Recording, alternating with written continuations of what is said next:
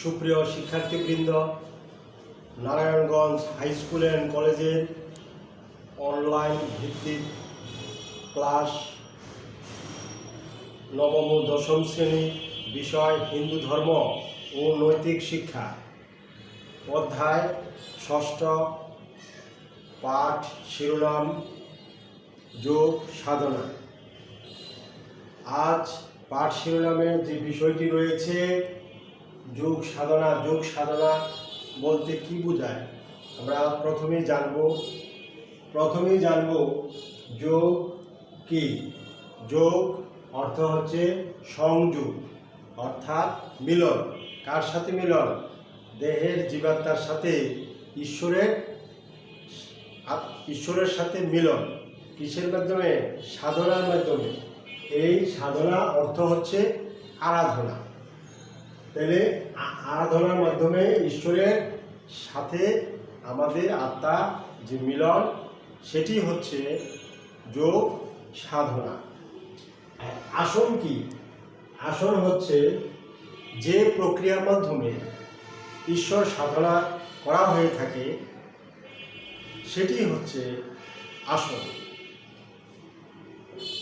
যেমন তোমাদের পুস্তকে রয়েছে আসন সম্পর্কে যে কয়টি আসন আছে।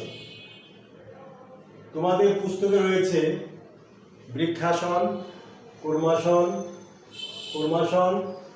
গরুড়াসন এবং হলাসন। এখানে আসন কেন প্রয়োজন? আসন যে প্রক্রিয়ার মাধ্যমে ঈশ্বর সাধনা করা হয়ে থাকে, সেটি হচ্ছে আসন। এখানে আসন, তোমাদের পুস্তকের যে বিষয়টি দেওয়া আছে, এই আসনে প্রত্যেকটা আসনের উপকারিতা রয়েছে। যেমন বৃক্ষাসন প্রথমেই রয়েছে, বৃক্ষের মতো যে আসন করে সাধনা করা হয়ে থাকে। এখানে সুপ্রিয় শিক্ষার্থীবৃন্দ, তোমাদের পুস্তকে 83 পৃষ্ঠা খোলো। 83 পৃষ্ঠায় লেখা আছে বৃক্ষাসন। একটি চিত্র আছে, লক্ষ্য করো। এখানে এই চিত্রটি বৃক্ষের মতো দাঁড়ানো আছে একটি স্টুডেন্ট। সেখানে বৃক্ষাসনে যে অনুশীলন পদ্ধতি সেখানে দেওয়া আছে, বোঝানো হয়েছে। বৃক্ষাসন, বৃক্ষের মতো যে আসন, সেটি হলো বৃক্ষাসন। তোমরা এই বিষয়টি তোমাদের যে অনুশীলন পদ্ধতি পুস্তকে লিপিবদ্ধ রয়েছে। এই আসনটি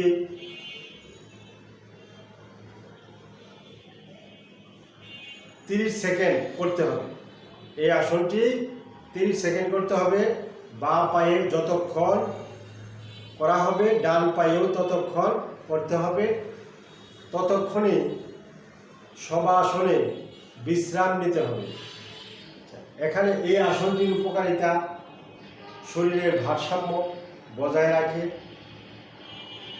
পায়ের পেশির দৃঢ়তা, স্থিতিস্থাপকতা বৃদ্ধি পায়, কোমরের ও মেরুদণ্ডের শক্তি বৃদ্ধি পায়, হাতের ও পায়ের গঠন সুষ্ঠু ও সুন্দর হয়, হাঁটু, কনুই, বগল সমস্ত স্নায়ুতন্ত্রী রক্ত সঞ্চালন বৃদ্ধি পায় ও গ্রন্থি সবল হয়। পায়ের ব্যথা বিশেষ উপকার হয়। যাদের হাত পা কাঁপে তাদের জন্য এই আসনটি বেশি গুরুত্ব। এইরকম আসনটিতে আমাদের দেহের শক্তি এবং সবল হয়ে থাকে। এরপরের আসনটি রয়েছে অর্ধ কূর্মাসন। কূর্ম শব্দের অর্থ কি? কচ্ছপ। অর্ধেক কচ্ছপের মতো হয়ে, যে তোমাদের 85 পৃষ্ঠা পুস্তকের 85 পৃষ্ঠায় লক্ষ্য করো, একটি কচ্ছপের মতো একজন লোক মাথা নিচু করে, পা দুইখানি বাস করে হাত হাত দুটি সামনের দিকে ছড়িয়ে নত শিরে বসে আছে। এখানে এই আসনটি অর্ধ কূর্মাসন, অর্থাৎ কচ্ছপের মতো। এই আসনটি করলে শরীর অনেক শিথিল হয়, মেরুদণ্ড সবল হয়, পেটের ক্রিয়া সবল হয়, মস্তিষ্ক হয় শান্ত, যকৃৎ ভালো থাকে, অজীর্ণ অম্বল অর্থাৎ গ্যাস্ট্রিক ভালো হয়, হজম শক্তি বাড়ে, পেটে বায়ু থাকলে তা প্রকোপ কমে যায়, পেটের ও নিতম্বের চর্বি কমে যায়, কাঁধে পেশির ব্যথা ভালো হয়, মন অনেক ধীর স্থির শান্ত হয় এবং সুখ দুঃখ সমানভাবে নিতে পারে। আরও অনেক উপকারিতা রয়েছে। আচ্ছা, তারপরে রয়েছে গরুরাসন। গরুরাসন, সুপ্রিয় শিক্ষার্থীবৃন্দ, ৮৬ পৃষ্ঠায় দেখো একটি চিত্র রয়েছে। একটি স্টুডেন্ট কিভাবে দুটি হাত তার ডান দিকে মিলে উপর করে দাঁড়িয়ে আছে, পা দুটি বাঁকা করে, একটি সোজা করে একটি বাঁকা করে। যে দুই পা জোড়া করে যে সোজা হয়ে দাঁড়াতে হবে, ডান হাত কনুইয়ের কাছে ভেঙে বা কনুইয়ের নিচ দিয়ে নিয়ে গিয়ে ডান হাতের তালু বা হাতের তালুতে নমস্কারের ভঙ্গিতে রাখতে হবে। এই যে এইরকম একটা, এখানে 30 সেকেন্ড অবস্থান করতে হবে। এটি করতে হবে 4 বার অনুশীলন করতে হবে। এটি করলে কি উপকার হয়? এটি করলে হয় পায়ের ও হাতের গঠন সুন্দর হয়, পায়ে যদি বাত থাকে সেটি সেরে যায়, পায়ের পেশিতে খিল ধরা সেরে যায়, পুরো নিতম্ব, পেট আর হাতের উপরের দিক মজবুত থাকে, নিতম্ব, হাঁটু আর গোড়ালির গাঁটের নমনীয়তা বাড়ে, বাঁকা মেরুদণ্ড সোজা হয়, ব্রহ্মচর্য রক্ষা করা সহজ হয়, দেহ লম্বা হয়, দেহের ভারসাম্য ঠিক থাকে, কিডনি ভালো থাকে। তাইলে আমরা এই আসনটি অনুশীলন অবশ্যই করব। এখানে তোমাদের পুস্তকে ৮৭ পৃষ্ঠা খুলো, ৮৭ পৃষ্ঠায় আছে হলাসন। হল শব্দের অর্থ হল লাঙ্গল। যে আসনটি লাঙ্গলের মতো, অর্থাৎ আমরা জমি চাষ করতে দেখছি আসন হল বা লাঙ্গল দেখতে পাই, কৃষকরা লাঙ্গল ব্যবহার করে জমি চাষ করতে, দুইটি গরু আর একটি লাঙ্গল দিয়ে হাল চাষ করতে হয়। সেই লাঙ্গলের মতো একটি এই আসনটি লাঙ্গলের মতো। এই আসনের দেহভঙ্গি অনেকটা লাঙ্গলের হালের মতো দেখায় বলে এই জন্য এটিকে হলাসন বলা হয়ে থাকে। আচ্ছা, এটি পা দুটো সোজা করে চিত হয়ে বসে পড়তে হবে, পুরো হাঁটু পায়ের পাতা জোড়া থাকবে, হাত দুটো সোজা করে শরীরের দুপাশে রাখতে হবে। এবার নিঃশ্বাস ছাড়তে হবে। 30 সেকেন্ড এই আসনটি অনুশীলন করতে হবে। এতে করে আমাশয়, হৃদরোগ, উচ্চ রক্তচাপ, যাদের প্লেহা অস্বাভাবিক তারা সুস্থ হয়ে যায়। কাজেই আরও তোমাদের উপকারিতা তোমাদের পুস্তকে রয়েছে। দেখো, হলাসনে তোমাদের মেরুদণ্ড সুস্থ নমনীয় হয়, মেরুদণ্ডের স্থিতিস্থাপকতা বজায় থাকে, কুষ্ঠবদ্ধতা, অজীর্ণ, পেট ফাঁপা, যাবতীয় পেটের পীড়াগুলো শেষ হয়, রোগ দূর হয়। তারপরে থাইরয়েড, প্যারাথাইরয়েড ইত্যাদি টনসিল প্রভৃতি গ্রন্থি যে সবল সক্রিয় হয়, পিঠে ব্যথা থাকে না, ডায়াবেটিস বা সায়াটিকা বা যেটি সেগুলি সেরে যায়, তারপরে যাদের কাঁধ শক্ত হয়ে গেছে কাঁধ, তাদের কাঁধ নরম হয়, এই বিষয়গুলো হলো হলাসনের উপকারিতা। তাইলে তোমাদের পুস্তকে 1, 2, 3, 4 চারটি আসন অনুশীলন করবে এবং দেহের জন্য, শরীরের জন্য, মনের জন্য এবং ঈশ্বর প্রশান্তি তোমাকে দিবে, কৃপা করবে। আসনের মাধ্যমে ঈশ্বর সাধনা সফল হবে। আজ আমরা এই অধ্যায়ে সৃজনশীল আমরা একটি কাজ করব।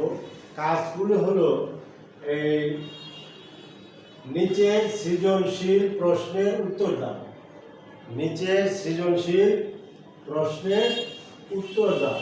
তাইলে আমরা তোমাদের পুস্তকে অষ্টাঙ্গ যুগ রয়েছে, 8টি যুগ রয়েছে। সেই যুগগুলোর প্রণেতা, এই যুগগুলোর প্রণেতা হচ্ছে মহর্ষি পতঞ্জলি। এই যুগগুলোর গুরুত্ব অনেক। এই যুগগুলো অনুশীলন করলে জীবনে সুখ, শান্তি এবং আনন্দের মাধ্যমে কাটাতে পারা যায়। সেই পথ অনুশীলন বা অনুসরণ করার জন্য মহর্ষি পতঞ্জলি তার অষ্টাঙ্গ যুগে নির্দেশ দিয়েছেন। সেই মহর্ষি পতঞ্জলি 8টি যুগের কথা বা 8টি যুগের মাধ্যমে সাধনা করার বিষয়টি বর্ণনা করেছেন। প্রথমত, সুপ্রিয় শিক্ষার্থীবৃন্দ, তোমরা 79 পৃষ্ঠা বের করো। 79 পৃষ্ঠায় লেখা আছে অষ্টাঙ্গ যুগের গুরুত্ব এবং অষ্টাঙ্গ যুগের সুফল কি কি। তোমরা এই বিষয়ে আমি যে সৃজনশীল প্রশ্নের আমি দিচ্ছি সেই বিষয়ের আলোকেই আজ তোমরা দেখো, আমি 4টি প্রশ্ন দিয়েছি। সেই প্রশ্নগুলোর উত্তর এখানেই। এই বিষয়গুলো আগে জানতে হবে, জানলে তোমরা যে সৃজনশীল আজকের যে প্রশ্নটি দিলাম সেটি পারবে। প্রথমে এই সৃজনশীলে লেখা আছে অষ্টাঙ্গ যুগ। তাইলে আমরা অষ্টাঙ্গ যুগের উপর একটি সৃজনশীল আলোচনা করব। 1 নম্বরে আছে যোগ কি। যোগ হলো সংযোগ বা মিলন। কার সাথে? পরমাত্মার সাথে জীবাত্মার মিলন, সংযোগ। যে মিলনকে বলা হয় যোগ। আচ্ছা, আমরা তারপরে রয়েছে সত্য কি। এই বিষয়ে তোমাদের অষ্টাঙ্গ যুগের মধ্যে সত্য রয়েছে। সত্যটা কি সেটা জানতে হবে। সত্য হলো এই বিষয়ে ব্যাখ্যা করতে বলছে। সত্য কি ব্যাখ্যা করো। তাইলে আমরা সত্য সম্পর্কে বিষয়টি একটু জানব। যেমন দেখছি, যেমন শুনেছি এবং যেমন জেনেছি, ঠিক তেমনটাই মনে, কথায় ও কাজে করাকে সত্য বলে। অর্থাৎ যা আমরা যুক্তিসঙ্গত, সর্বজন স্বীকৃত এবং যা সুন্দর সমাদৃত, সেটি আমরা জানব, সেটি হলো সত্য। মন যদি সত্য চিন্তা করে, জিহ্বা যদি সত্য কথা বলে এবং সমগ্র জীবন যদি সত্যের উপর প্রতিষ্ঠিত হয়, তাহলে ঈশ্বরের সঙ্গে জীবনের ক্ষেত্র প্রস্তুত হয়। তাইলে ঈশ্বরের সঙ্গে জীবনের প্রস্তুত ক্ষেত্রটা বের করতে হলে আমরা সত্যকে আগে জানতে হবে। এখানে সৃজনশীল করতে গেলে কয়েক প্রশ্নটি একটি প্রথমে কিছু অংশ এখানে থাকবে হয় যুগ সাধনা। তাইলে এই যে ঈশ্বরের মিলনের কথা বলছে, ঈশ্বরের প্রথম সত্যকে আমরা উপলব্ধি করতে গেলে ঈশ্বরের সঙ্গে মিলনের বিষয়টি ক্ষেত্র প্রস্তুত করতে হবে, সেটি হলো সত্য। আচ্ছা, তারপরে রয়েছে চতুর্থ ও পঞ্চম যুগটি ব্যাখ্যা কর। চতুর্থ কোনটা? 1 2 3 4 প্রাণায়াম, এটা হলো চতুর্থ, এটা হলো পঞ্চম। আচ্ছা, প্রাণায়াম কি? প্রাণ শব্দের অর্থ হলো বায়ু। প্রাণ হলো শ্বাসরূপে গৃহীত বায়ু। আর আয়াম শব্দের অর্থ হলো বিস্তার। অর্থাৎ প্রাণায়াম বলতে বোঝায় শ্বাস প্রশ্বাসের বিস্তার। শ্বাস প্রশ্বাসের বিস্তার অর্থাৎ শ্বাস প্রশ্বাসের স্বাভাবিক গতিকে নিয়ন্ত্রণ এবং নিজ আয়ত্তে আনাই হলো প্রাণায়াম। শ্বাস প্রশ্বাস আমরা সাধনা করতে গেলে শ্বাস প্রশ্বাস অর্থাৎ সদ্গুরুর তত্ত্বাবধানে আমরা কুম্ভক, রেচক এবং পুরো এই প্রাণায়ামের মাধ্যমে আমরা করব। এখানে শ্বাস নিব, আবার ডান দিকের থেকে বা বাম দিকের থেকে ডান দিকে ধরে বাম দিকে দিয়ে শ্বাস ভিতরে নেব, আবার এটা ছেড়ে ডান দিক থেকে ভিতরে শ্বাস ঢোকাবো। এইরকম যে বিষয়গুলো আরও রয়েছে, তাত্ত্বিক বিষয়গুলো সাধনা করার প্রক্রিয়া, সেগুলো শ্বাস প্রশ্বাসের বিস্তার বলা হয়।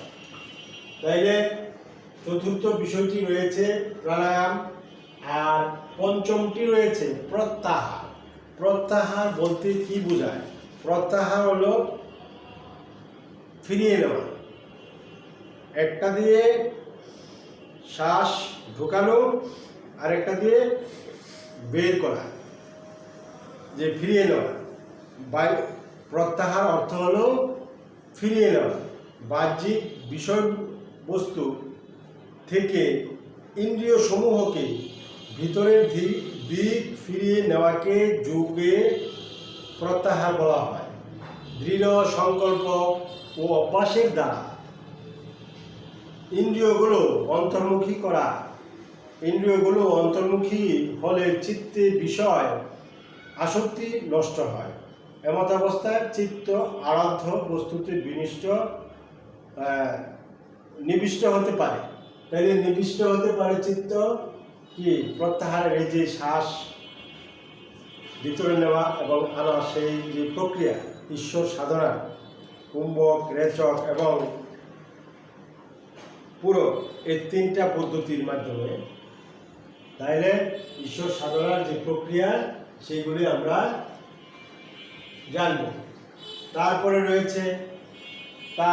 রয়েছে অষ্টাঙ্গ যোগ দ্বারাই মানুষের মোক্ষ লাভ সম্ভব।